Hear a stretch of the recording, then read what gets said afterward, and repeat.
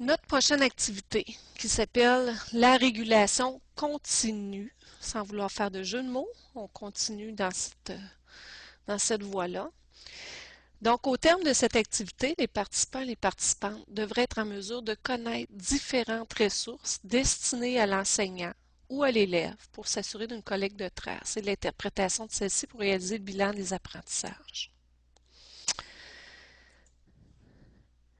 Donc, la troisième étape, le bilan, là, sans vouloir briser toute cette magie-là que je trouvais ce matin autour de la régulation et de l'auto-évaluation, quand on a passé notre demi-journée, on s'est dit, il faut que nos gens aient le maximum d'informations. Il y a des gens qui rencontrent leurs enseignants en vue d'une planification de la troisième étape, en vue du bilan qui arrive, qui n'est plus ce qu'il était nécessairement, etc.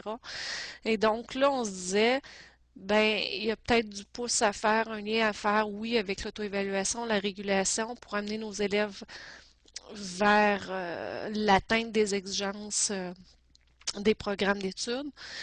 Et il y a peut-être un petit retour à faire, notamment au niveau des modifications qu'il y avait eu et de voir ben, toute l'importance de la régulation par rapport au bilan des apprentissages, etc. Et on a prévu une période de questions pour vous et le rappel des ressources qu'on a mis à votre disposition et comment vous pouvez les utiliser pour mettre en tout cas susciter l'auto-évaluation et la régulation chez les élèves, chez les enseignants. Donc, un rappel des encadrements, donc du régime pédagogique. On est allé chercher deux extraits du régime pédagogique qui traitent notamment du bilan. Donc, on nous dit ici, à la fin de la troisième étape de l'année scolaire, les résultats consistent en un bilan portant sur l'ensemble du programme d'études, présentant le résultat de l'élève pour les compétences ou les volets des programmes d'études dans les matières identifiées au paragraphe 1 et 2 du deuxième alinéa, ainsi que pour chaque matière enseignée, c'est notre cas, ici ce sont nos programmes, son résultat disciplinaire et la moyenne du groupe. On nous dit aussi que les résultats présentés à la section 2 des bulletins scolaires de l'enseignant primaire et du premier ou du second cycle de l'enseignement secondaire doivent tous être exprimés en pourcentage et qu'ils doivent s'appuyer sur le cadre d'évaluation des apprentissages afférents au programme d'études établi par la ministre ou le ministre ainsi conformément à l'article 30.3 sur les épreuves imposées par le ministre ou par la commission scolaire. Donc, dans notre cas, il n'y a pas d'épreuve imposée par le ministère, c'est bien clair. Et on se retrouve avec un bilan qui est intégré à l'intérieur de l'étape 3 et donc qui n'est plus à l'extérieur et qui a une pondération de 60%. Et là, ce qu'on nous mentionne ici, c'est que ce bilan-là, il doit porter sur l'ensemble du programme d'études.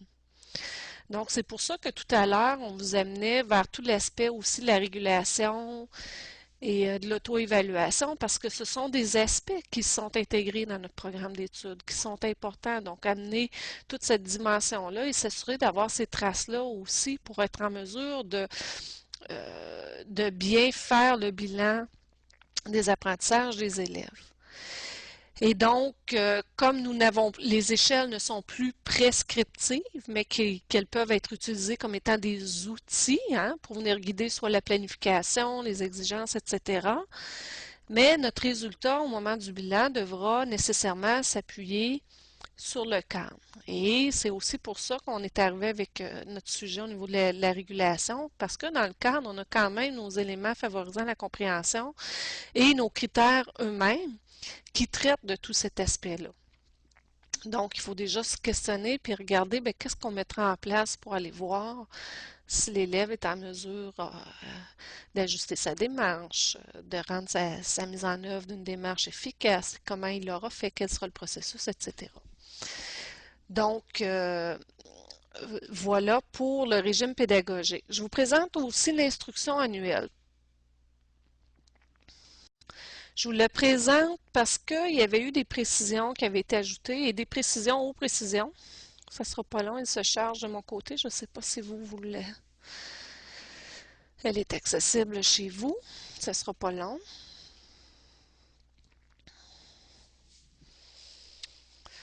Donc, l'instruction annuelle 2011-2012, on nous dit que en fait, dans l'instruction annuelle, celle qui a paru là, en juin, on venait nous dire dans les renseignements supplémentaires, on sait que l'instruction, elle est là pour une application progressive du régime pédagogique, hein.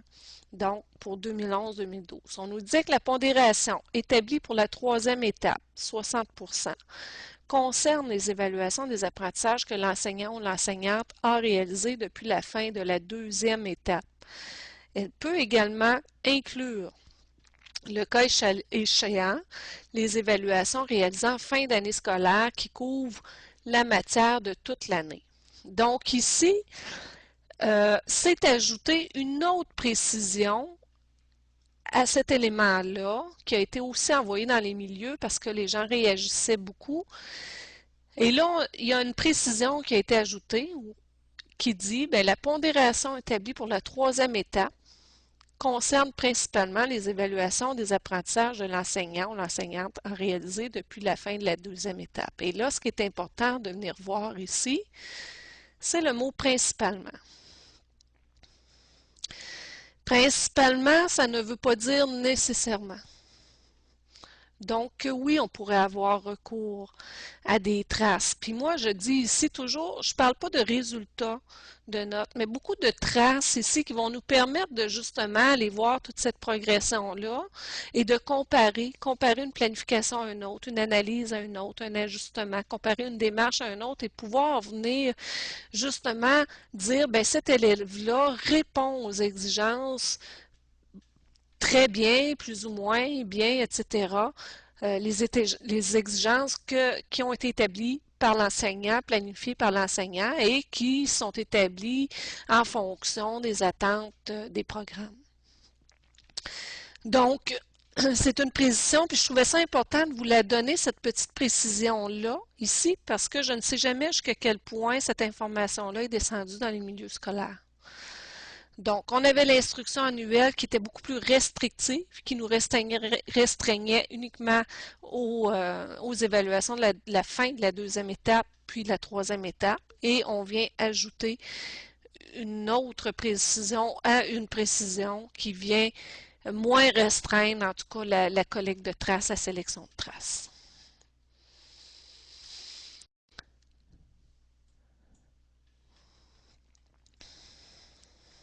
L'importance de la régulation pour cette étape-là. Donc, en quoi, je vous pose la question, si on regarde notre troisième étape, en quoi la régulation, tant de la part de l'enseignant que de la part de l'élève, peut être importante? Quels éléments on pourrait se dire, ben, il faudrait peut-être travailler, il faudrait aller chercher l'enseignant et l'élève? Est-ce qu'il y a des gens qui auraient des pistes de réponse à cette question?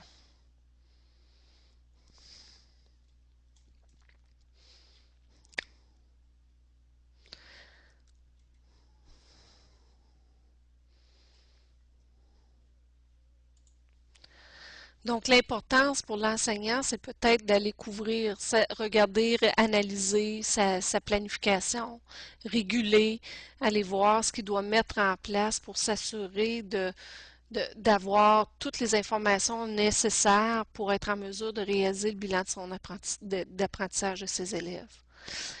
Pour l'élève, ben, c'est important de l'amener justement dans ce processus-là d'ajustement. L'élève, il aura à jouer un rôle dans les traces qu'il fournira, qu'il donnera à son enseignant. Dans le cadre d'un DAE, il fait une sélection de traces au regard des critères qu'il aura établis avec son enseignant, les exigences enseignants. Et donc, quand on parle d'éléments d'ajustement ou d'un critère de réflexion, etc., il aura à fournir ces traces-là. Et donc, il faudra qu'il soit en route vers ça le plus possible, à tout le moins. Donc, on a ici Daniel qui prend des notes et qui nous dit, bon, ben, qui résume un petit peu ce que je viens de dire. Est-ce qu'il y a d'autres éléments qu'on pourrait aller ajouter? Donc, si l'enseignant avait régulé ses interventions, son enseignement, etc.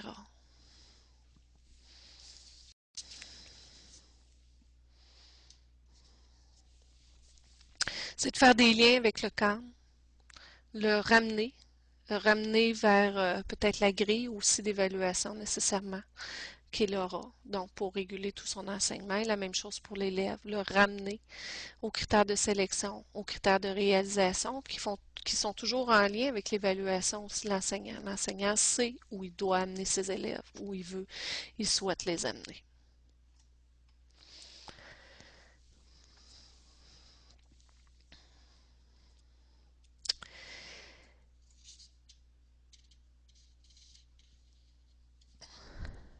Avant d'aller plus loin sur la présentation des ressources qui vont peut-être vous aider à amener vos enseignants, soit cette année, soit une année prochaine, à, à travailler des petites choses, euh, on se disait lorsqu'on a pensé à cette rencontre-là que peut-être que l'arrivée de la troisième étape, puis notamment le bilan, susciterait peut-être des questions. Peut-être que vous auriez des interrogations ou besoin d'en entendre parler un petit peu plus. Et donc là, si vous avez des questions à propos du bilan, à propos de l'application de l'instruction annuelle, etc., est-ce donc, ce serait peut-être le moment de lever la main et de poser vos questions pour qu'on puisse y répondre et que vous soyez en mesure de retourner vos enseignants avec l'ensemble des informations nécessaires. Donc, Daniel, tu as levé le pouce. Vieux pouce, Nathalie. C'est un vieux pouce. J'ai entendu Oui. un petit don, je ne sais pas qui par contre. Isabelle. Vas-y, Isabelle, je t'écoute. Moi, ben, j'ai déjà fait une rencontre avec les enseignants en bilan, puis on Mhm. est revenu. Par les années passées, il y avait une situation qui avait été écrite par, et là, faudrait que je revoie ma source, là, je veux pas dire des faussetés, la Commission scolaire des sommets. Ça s'appelait l'heure du bilan. Nous, on l'a transformé là, plus à ce qu'on voulait puis à nos besoins. C'est qu'en début d'année, dans les 10 premiers cours, on faisait faire une lettre à moi-même, où le jeune se décrivait, puis décrivait un peu, bon, ce qu'il avait compris du cours de PPO, qu'est-ce qu'il voulait venir en chercher, qu'est-ce qu'il connaissait de lui, qu'est-ce qu'il envisageait un peu comme projet d'avenir. Et puis cette lettre-là, on la place dans une enveloppe et elle est conservée, qu'on ressort à la fin de l'année. Puis, dans le fond, dans l'heure du bilan, c'est qu'on a fait un outil qui est un carnet, où ce que le jeune consolide, dans le fond, tous ses trouvailles sur la partie se connaître, sur ses démarches, ses explorations, expérimentations. Ensuite, il les soumet, dans le fond, aux commentaires et en partage avec les amis, les parents. Et recueille aussi ces commentaires-là, puis il en vient à se tracer des hypothèses de parcours. Puis, c'est comme un plan. Et à la fin, il va faire une lettre. Et puis, dans sa lettre, ben, il va avoir à justifier dans le fond. Alors, qu'est-ce qu'il a découvert sur lui durant l'année?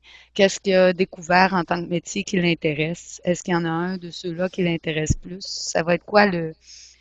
On a gardé un peu, parce qu'on dit, nous, ce qu'on prenait comme objectif, c'est que le cours de PPO, c'est un ensemble d'activités qui va lui permettre de se connaître, de se comprendre, d'apprécier, de sentir un secteur d'intérêt, un métier ou une profession. Ça, dans le but de s'orienter. Fait qu'à la lumière de tout son année, vers quoi, présentement, où il est rendu, puis vers quoi il s'oriente. Ça fait que ces deux outils, c'est un carnet où ce que il planifie, il prend des notes un peu en mots-clés. Et ce carnet-là, notre conseillère d'orientation, la main mise dessus, elle le prend. Ça fait 3 ans qu'on fait ça, puis elle aime bien ça parce que quand les jeunes reviennent en secondaire 5, ça laisse une bonne trace, une bonne piste de qu'est-ce qu'ils ont exploré, qu'est-ce qu'ils avaient découvert sur eux. On retrouve de tout là, sur le processus, dans le fond, euh, d'apprentissage de PPO. Et puis, la lettre, à la fin, c'est, on voit un peu plus là-dedans comment il explique, comment il s'est ajusté, comment dans le fond, il justifie aussi, et puis il doit envisager quel sera le parcours scolaire qu'il aura à faire, quelles seront les contraintes, et quelles sont aussi euh, toutes ses aptitudes, puis ses intérêts, et puis qui l'intéressent face à ce métier-là. Est-ce Fait que qu'on a gardé ça. en fait, j'ai deux questions pour toi, Isabelle. Ce bilan-là, tu appelles ça l'heure du bilan. Donc, ce que je comprends, c'est que c'est le bilan de l'élève lui-même, ce qu'il fait, le bilan qu'il fait de son année. Est-ce qu'elle aborde davantage la compétence 2? Oui, Première dans le fond, question. Et deuxième question, pourquoi ce choix-là? Vous aviez un besoin, il y avait une intention derrière. Quelle était cette intention-là? dans notre planification, on a fait nos démarches et puis le jeune en moyenne dans tous les groupes a entrepris jusqu'à un 5 démarches. Ça varie entre 4 et 5 démarches où ce que vraiment lui-même se donne une intention personnelle. Et puis, pour en arriver à la fin, on voulait avoir une réflexion finale, puis on aimait bien ça par le passé, puis ça fermait la boucle avec la lettre à soi-même parce qu'on les redonne aux élèves. Puis là, ben, c'est le fun de voir qu'est-ce qu'il avait écrit pour lui-même là, en début d'année et là où ce qu'il en est rendu. Puis en même temps, ben, ça faisait le pont aussi avec les parents.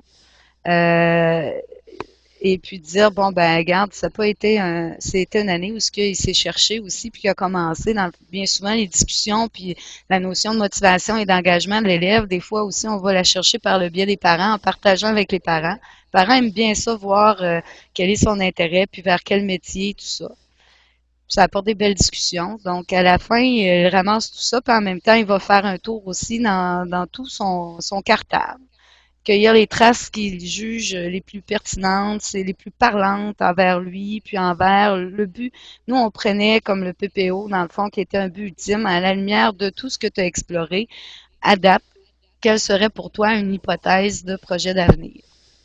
Fait que ça nous permettait de, avec les autres traces, fermer la boucle, puis de voir au niveau du critère d'évaluation, pertinence des éléments de réflexion. On trouvait que ce travail-là nous permettait vraiment là, d'aller voir plus la réflexion au niveau de justifier de façon élaborée son hypothèse en faisant des liens avec tout ce qu'il a exploré et qu'il a découvert. Donc, vous êtes beaucoup ici dans l'auto-évaluation, puis qui vous amène vers une régulation pour en amener à arriver à faire une consolidation, amener l'élève à consolider tout ce il a fait pendant l'année. Donc, il revoit à partir de sa lettre du début, il analyse ce qu'il a fait dans l'année et il consolide tout ça. Donc, on est beaucoup ici auto-évaluation, régulation. Et je pense davantage, comme on se le disait, au niveau peut-être de la compétence 2. Troisième question, Isabelle. Euh, Qu'allez-vous considérer comme trace pour tout ce qui touche la démarche en tant que telle, là? Planification, la mise en œuvre. Donc, comment on fait une démarche exploratoire? Donc, oui, il y a toute la partie se situer, mais il y a la réalisation de la démarche en elle-même. Quelle trace allez-vous considérer pour cette compétence-là? Nous, dans les démarches, à chacune des démarches, on s'est fait une petite réflexion sur un retour sur sa démarche. Donc, on considérait ces traces-là à chacune des démarches. Et il OK. y avait aussi à la troisième étape, il y a une démarche finale, qui est sa dernière, avant d'arriver à faire son consolidé de son allée. OK. Fait que Ça donc, va. moi, j'ai fait un Vas-y. tableau résumé sur la démarche. Démarche exploratoire, on avait plusieurs outils, puis on avait vraiment aussi plusieurs documents où l'élève pouvait consolider une démarche et on s'y perdait. Donc, on a analysé tous les outils, puis j'ai fait une feuille synthèse où ce que on reprend les trois phases de la démarche, la planification, la réalisation, exploration et la réflexion.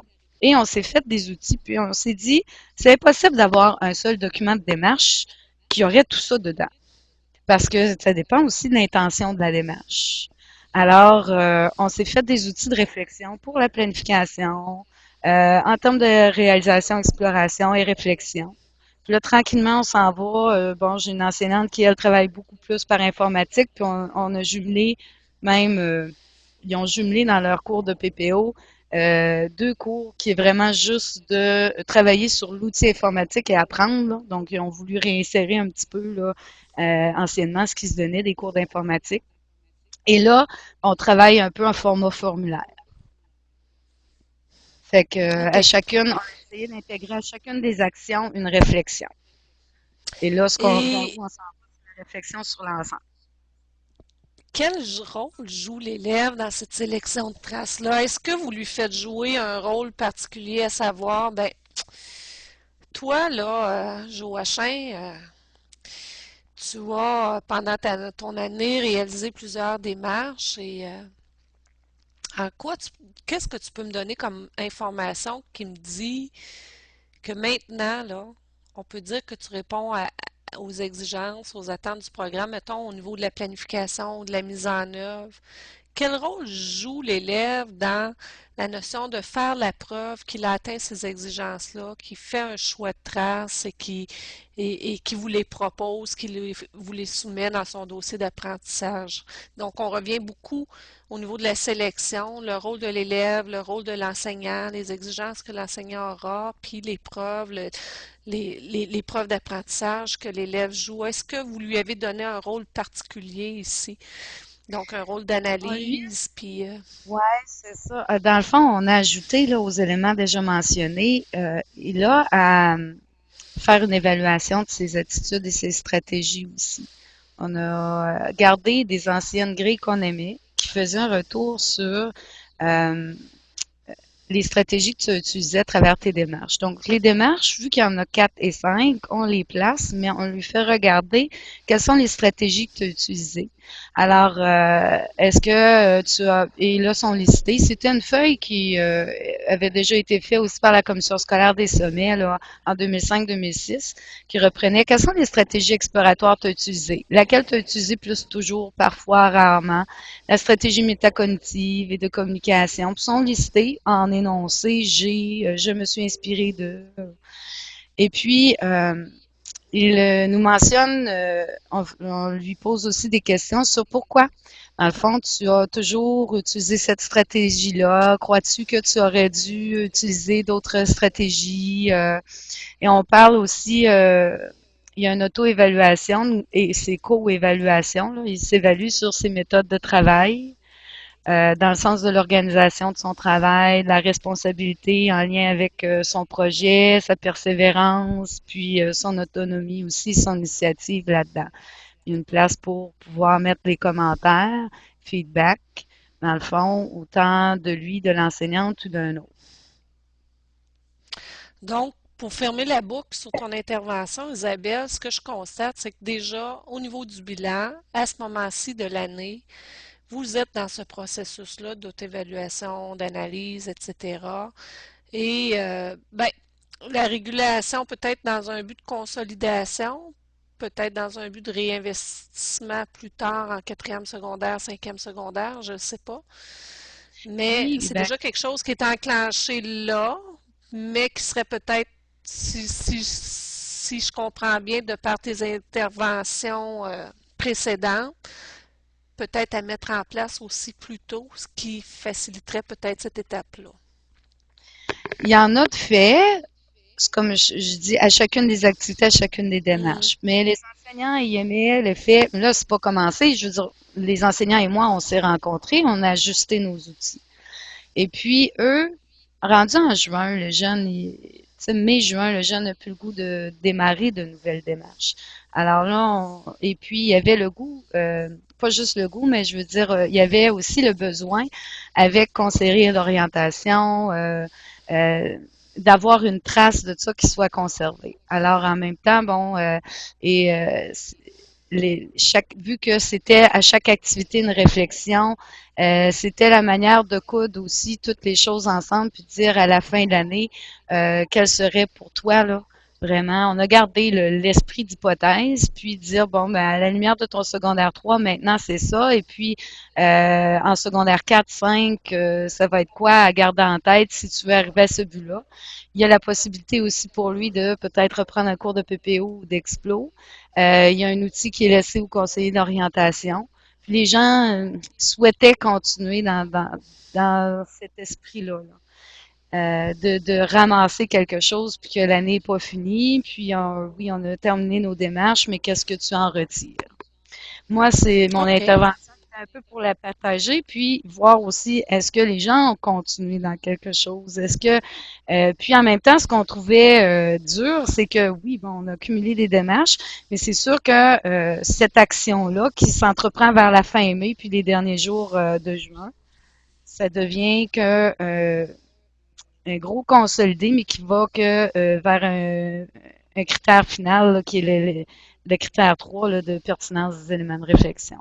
Je me disais, est-ce que les gens ont parti vers d'autres choses aussi lourdes? Est-ce qu'ils ont gardé ça? Qu'est-ce qui se fait exactement? Puis en même temps, est-ce que c'est pertinent pour nous de faire ça? OK, mais je te remercie. On va laisser les gens répondre à ta question, voir ce qu'ils ont à dire à ce sujet-là. J'ai Diane ici qui a une intervention à faire. Diane, je t'écoute. Moi, à ce que tu demandes de faire, je me suis dit, à partir des critères d'évaluation, des compétences, bon, on a enseigné des compétences, on a évalué par, en utilisant les critères d'évaluation, tu as parlé des traces, mais moi, je me posais la question, dans le fond, simplement à partir des critères à l'élève, sa planification, est-ce qu'elle a été pertinente? Oui. Qu'est-ce qui a été moins pertinent dans sa planification? Qu'est-ce qui ne l'a pas été du tout? Ça permettrait peut-être, en tout cas, de faire un bilan. Là, je n'ai pas de façon de l'amener d'autre que juste cette question globale-là. Après ça, je me disais, bon, sa démarche exploratoire, est-ce qu'elle a été efficace? Mais efficace pour lui, approprié pour lui. Fait que quand tu dis, je trouve ça intéressant quand tu dis quel rôle joue l'élève dans la sélection de traces. Alors, dans ce qu'il va choisir comme trace qu'il va me laisser, moi, en tout cas, j'espère qu'on va regarder ensemble des traces qui me disent que c'est approprié pour lui euh, et efficace pour lui, mais peut-être pas pour un autre élève. Ensuite, ces éléments de réflexion, est-ce qu'ils ont été pertinents? Ben, c'est du même type, là. Est-ce que dans les choix de traces qu'il va me montrer, il pourrait me montrer des traces où ça a été moins pertinent, mais il se rend compte que c'était moins pertinent le type de réflexion qu'il a fait. Mais je me dis, c'est les mêmes questions qu'on peut poser à différents moments de l'année. Mais ce qui est intéressant, c'est de peut-être reprendre à différents moments de l'année une espèce de petit mini-bilan qu'on s'est fait à, à ces moments clés-là de l'année. Puis en même temps, ben, il peut voir l'évolution de, de sa réflexion, des traces et comment il a réalisé sa démarche exploratoire. Absolument. C'est ma Et réflexion. c'est pour ça que j'amenais la dimension du rôle de l'élève. Toi, tu reviens sur chacun des critères. C'est pour ça aussi que je questionnais Isabelle, tu sais, qu'elle me disait avec l'heure du bilan. Bon, je disais, là, j'ai l'impression que vous ciblez beaucoup la compétence 2. Elle me dit oui, mais on fait aussi la même chose avec les autres aspects de la démarche qui sont plus propres à la démarche. Donc, oui, l'élève a un rôle important ici à jouer au niveau de cette sélection-là et de faire la preuve euh, qui répond à ses exigences. Et là, tu me disais, ben, une planification pertinente pour lui, peut-être pas pour l'autre, mais il faut juste pas oublier, il faut pas perdre de vue non plus que l'enseignant avait quand même certaines exigences pour amener l'élève à répondre aux attentes du programme, les attentes de fin d'année, excusez, et que ces exigences-là ont quand même été communiquées, puis que c'est autour de ça que toute l'année, l'enseignant aura brodé, puis qu'il aura peut-être donné certaines rétroactions ou qu'il aura pisté ses élèves vers ces exigences-là en établissant avec lui des critères de réalisation qu'il aura haussé tout au long de l'année, au niveau de ses exigences. Il aura planifié un peu cette progression et amené l'élève tranquillement, pas vite, à répondre à ces exigences-là en fin d'année. Et effectivement, il fera peut-être la preuve de dire, ben, regarde pourquoi je dis que là, maintenant, à tel moment, ma planification, elle était pertinente parce que regarde, au début de l'année, ce que je faisais, c'était pas cohérent avec ma démarche. Je prévoyais à peu près pas les ressources que j'allais utiliser. J'y allais au pif, au hasard. Oui, c'est correct saisir les opportunités, mais bon, c'était pas toujours cohérent avec la mise en œuvre de ma démarche. Et donc là, quand on arrive à vous faire la preuve qu'il a acquis ça, que maintenant il est en mesure de réaliser une planification, puis qu'il est en mesure aussi de l'ajuster selon ce qu'il fait, selon sa démarche et selon les opportunités qui lui sont données. Donc, c'est notamment pour ça que je faisais ressortir le rôle de l'élève ici. Merci, Diane. Oui. Je trouve ça important ce que tu viens d'ajouter parce qu'effectivement, le prof n'a pas des exigences individuelles et individualisées pour chacun des élèves, là. Je trouve ça le fun que tu aies ajouté ça pour pas que les gens comprennent que ce que je voulais dire dans le fond, c'est que chaque élève avait sa façon de faire et était évalué en fonction de ça. Puis je trouvais ça le fun aussi, Isabelle, ce qu'elle a ajouté tantôt, là, quand elle disait qu'elle demandait aux élèves pourquoi tu as choisi ça. Crois-tu que ça, c'est des éléments qui permettent de justifier ce que a choisi l'élève, puis ce qu'il a appris là-dedans.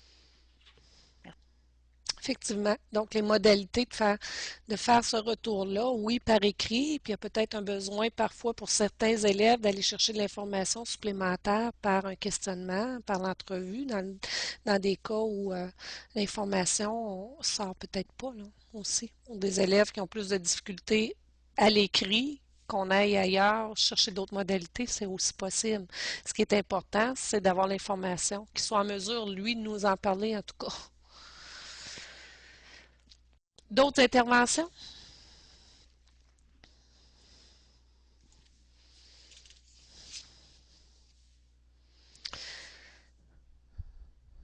Ça va pour ça, cet aspect-là?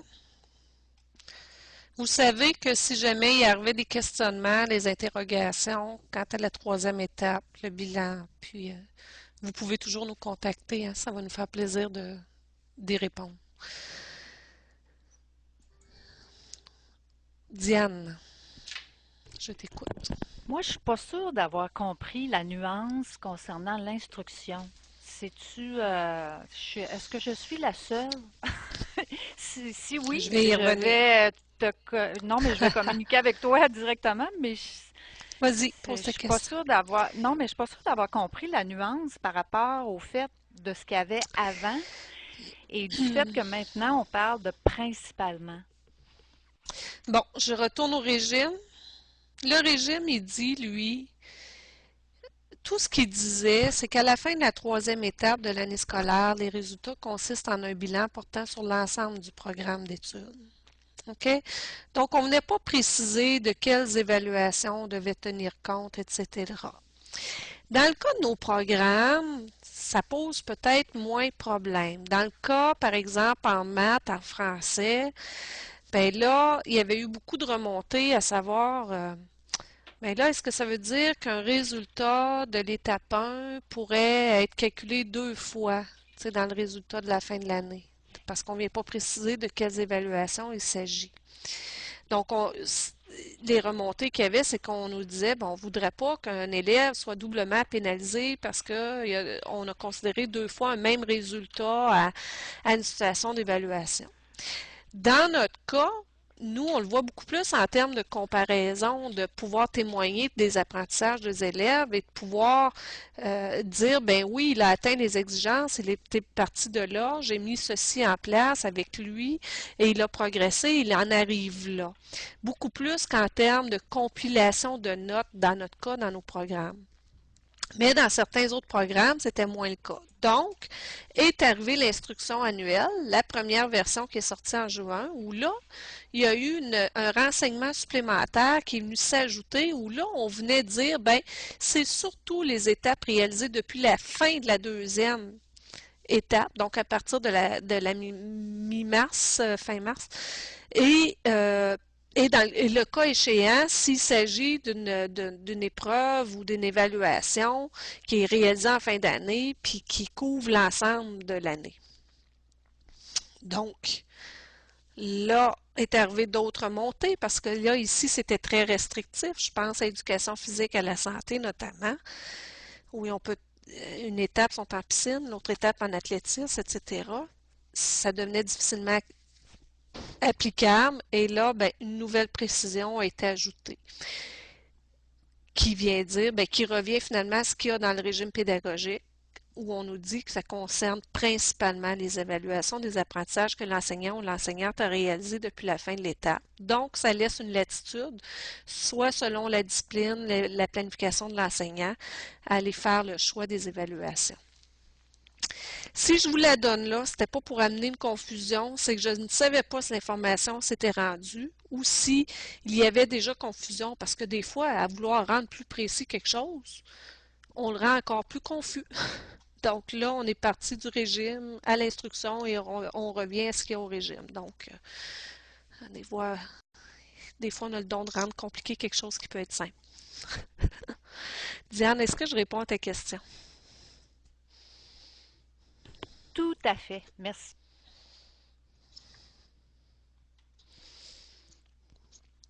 D'autres interrogations à ce sujet-là?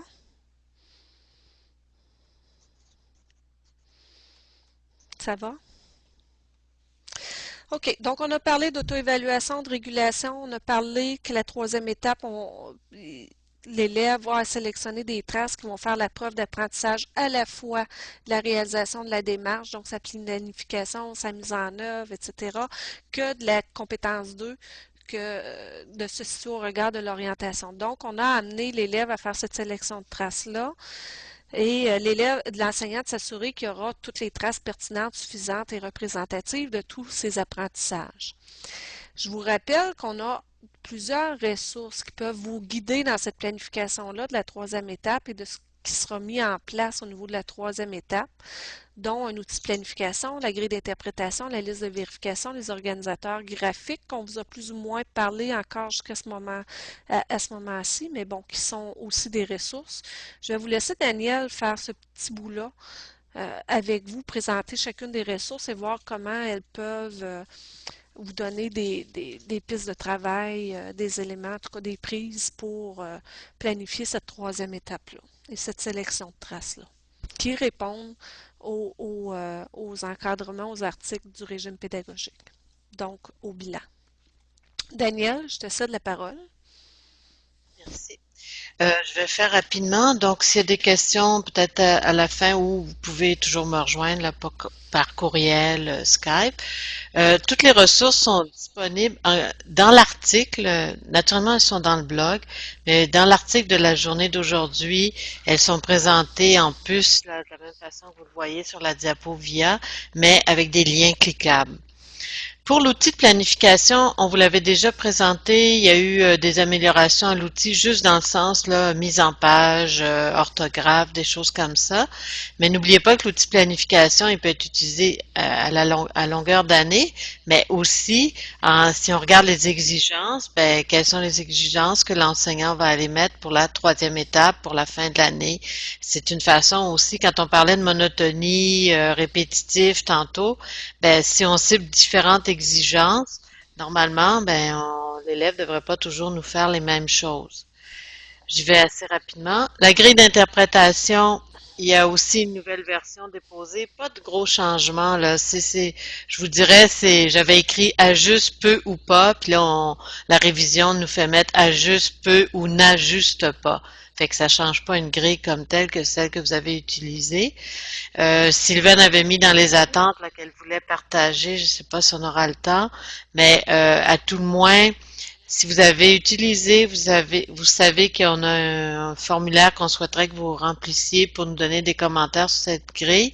Puis aussi, dans l'article sur grille d'interprétation dans le blog, vous pouvez utiliser la fonction commentaire pour aller mettre vos commentaires sur la grille d'interprétation. On a encore une autre rencontre aussi au mois de juin, peut-être. Liste de vérification, vous en avez beaucoup parlé.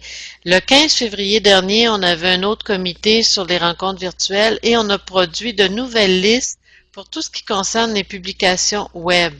Des listes, une entre autres pour l'enseignant avec tous les outils possibles, c'est-à-dire qu'il y aura des hyperliens dans sa liste. C'est pas une liste de vérification pour l'enseignant, c'est pas pour qu'il s'auto-évalue, mais c'est pour qu'il ait en main tous les éléments auxquels il doit penser quand on pense publication web. On a parlé beaucoup de la netiquette, on a parlé de comment accompagner les commentaires, c'est quoi des bons commentaires et tout ça. Donc, il y a 3 nouvelles listes, en fait, une pour l'enseignant et 2 pour l'élève. Une qui concerne qu'est-ce que ça veut dire quand j'écris pour être publié, à quoi je dois penser, et une autre vérification concernant les commentaires. Quand je fais des commentaires, à quoi je dois penser. Puis ça peut être utile aussi, même si c'est pas une publication sur le web, il y a des éléments de cette liste-là qui peuvent être facilement récupérables. Donc, vous avez ça dans le blog, dans l'article liste de vérification. Les organisateurs graphiques, pour le moment, c'est ceux de sensibilisation entrepreneuriale qui sont disponibles. Donc, vous allez dans l'article, puis vous allez trouver sensibilisation. On vous présente ce que ce sont des listes, à quoi elles servent et à quoi elles ne doivent pas servir, et un tableau avec des liens cliquables pour chacune des listes. C'est en production. Les OG, Daniel. Les OG. Qu'est-ce que j'ai Pas dit, des moi? listes, des OG. Ah oui, OG. Parfait, merci. Je voulais voir si vous suiviez. Euh, Explo, pays, elles sont faites, là, ils sont faits, les organisateurs graphiques, mais on est dans le cours de révision, là, des petites choses à voir, donc les liens vont être disponibles là, sous peu, toujours dans la même page organisateur graphique. Le guide, ben, il n'est pas nommé dans la liste, mais il est sur l'image. Vous avez demandé qu'est-ce qu'il y a de différent avec la nouvelle version du guide. J'y vais vraiment très, très rapidement. En fait, c'est qu'on nous a demandé de resserrer le document, donc il y avait des répétitions. Alors, il y a des paragraphes qui ont été enlevés, mais parce qu'on retrouvait la même information ailleurs. C'est une amélioration là, du côté de la lecture. Il y a beaucoup, je dirais, la section 2 qui a été remaniée, mais disons ce qui était à 2.3 est devenu à 2.2, mais vous retrouvez tous les mêmes éléments. D'accord? C'est juste un resserrement là, à ce niveau-là. Il n'y a pas d'ajout.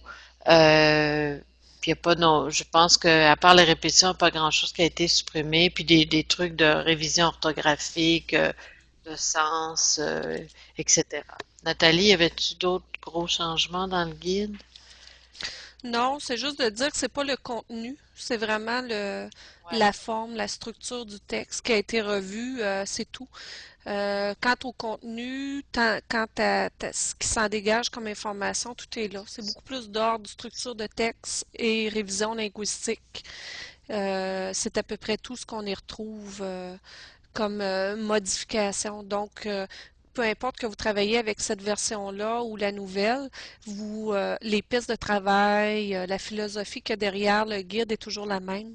Ça, vous n'avez pas d'ajustement à faire à ce niveau-là. Tout est demeuré. C'est vraiment quant à la structure et à la révision linguistique, faire en sorte, en fait, le but, c'est de faire en sorte que le document soit plus facilement accessible, lisible par le destinataire, donc tout simplement. La version, présentement, vous avez une version de travail. La version officielle pour le guide PPO Explo devrait sortir d'ici juin, donc avec la signature ministérielle. Il sera déposé, entre autres, sur le site de la direction d'évaluation et sur le site du récit. D'ici juin, on vous reviendra avec ça, mais la version toilettée, graphiquement, etc., on s'approche du bonheur tranquillement.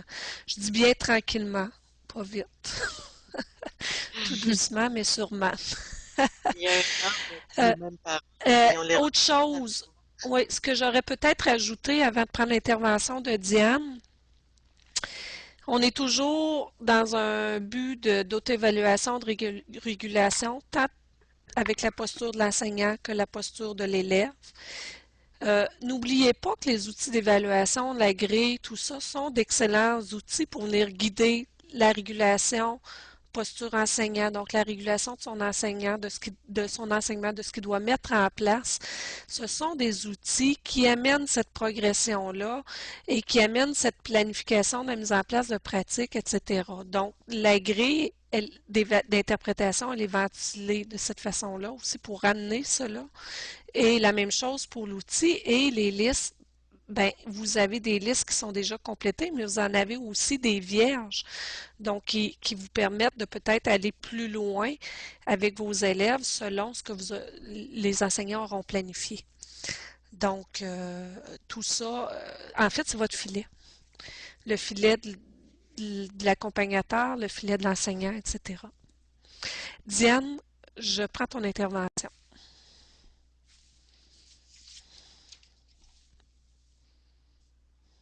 Je ne t'entends pas.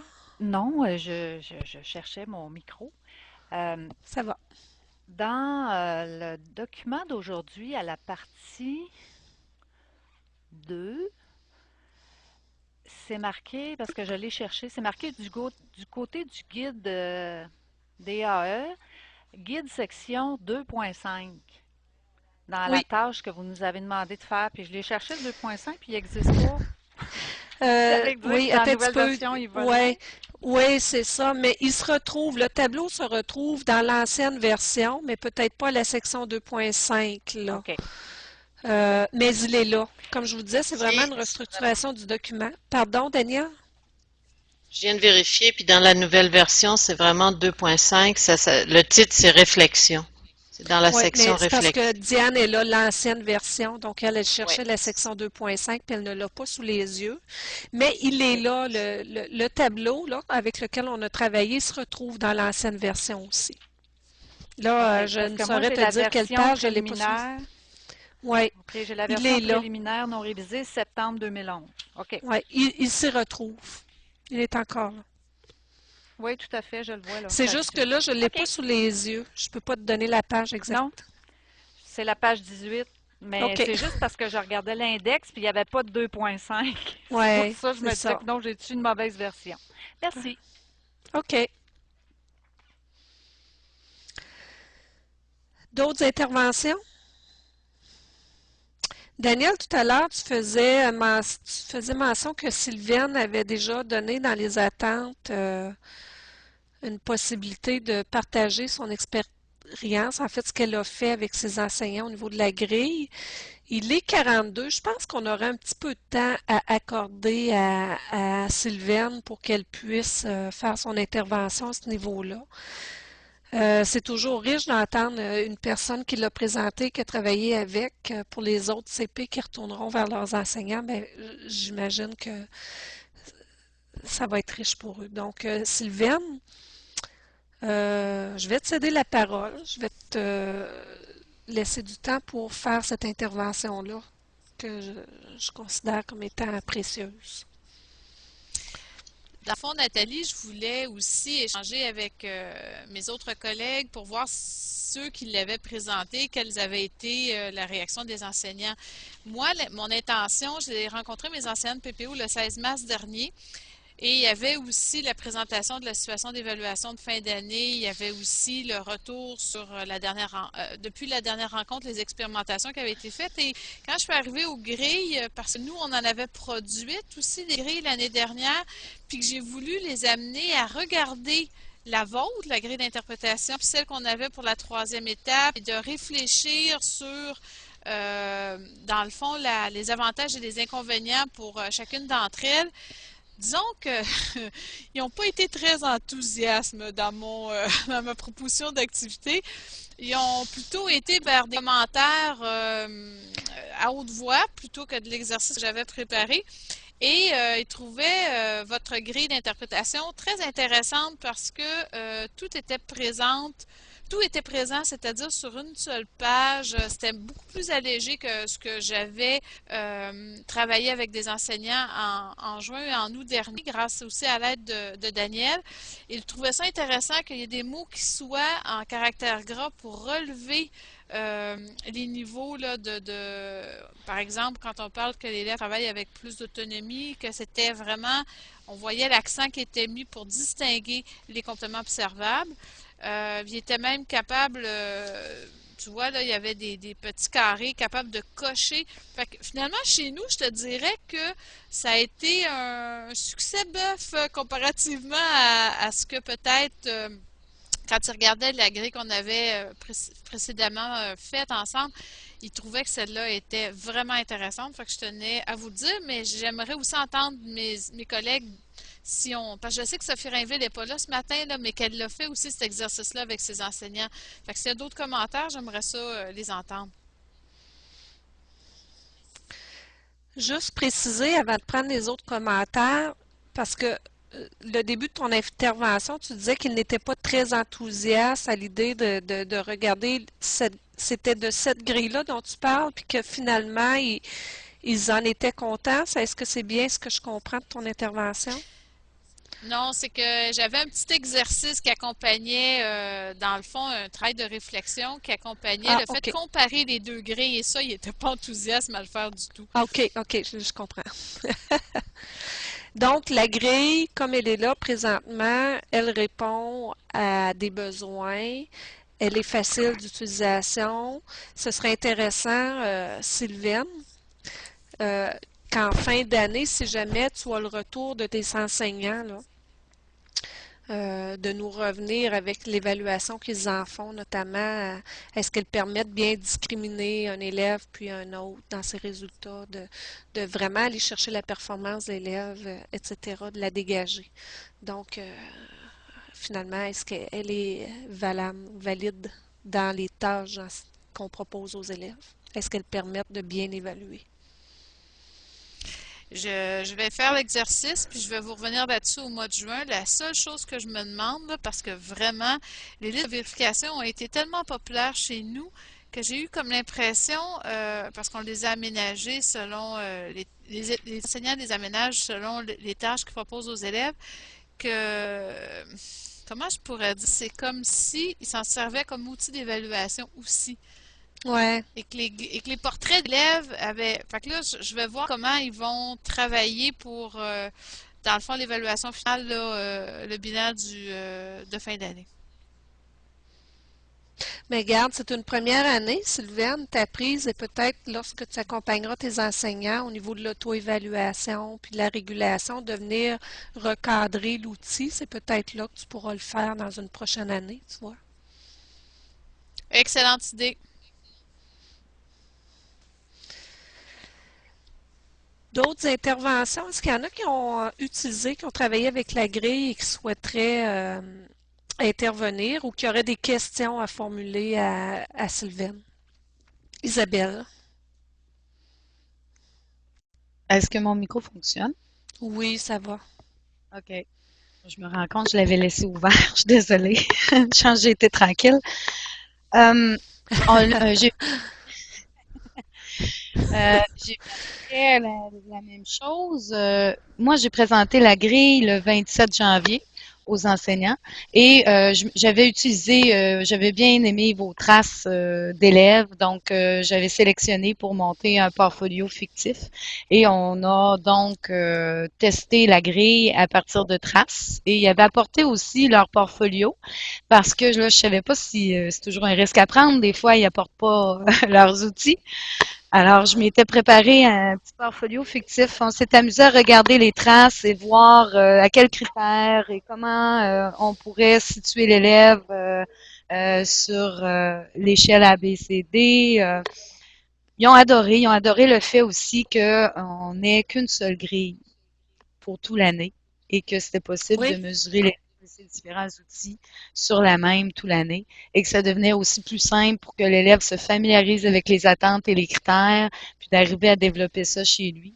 Quand on changeait de grille, changeait d'étape, l'enseignant devait se familiariser avec, plus difficile pour lui de guider l'élève. Donc ça, là, ils ont vraiment apprécié. J'ai retravaillé aussi le petit sondage que vous avez envoyé pour la validation de la grille, je l'ai fait en format formulaire, je leur ai envoyé. Fait que j'attends des retours, puis je devrais vous consolider ça parce que c'est simplement depuis le 27 janvier que là, tout le monde utilise cette grille-là, puis vont l'utiliser jusqu'à la fin d'année avec leur situation bilan. Fait que j'ai hâte de Bon, ben, je voir. te Oui, moi aussi, j'ai hâte de voir le constat, le constat que tu feras là, suite à cette utilisation-là et le constat que les enseignants en feront. Donc, merci de faire le suivi pour nous à ce niveau-là. C'est important pour qu'on puisse apporter les ajustements nécessaires s'il y a lieu à cette grille-là pour qu'elle soit vraiment représentative des besoins, en tout cas des enseignants, mais aussi qu'elle permette une bonne évaluation, une bonne interprétation des résultats de l'élève.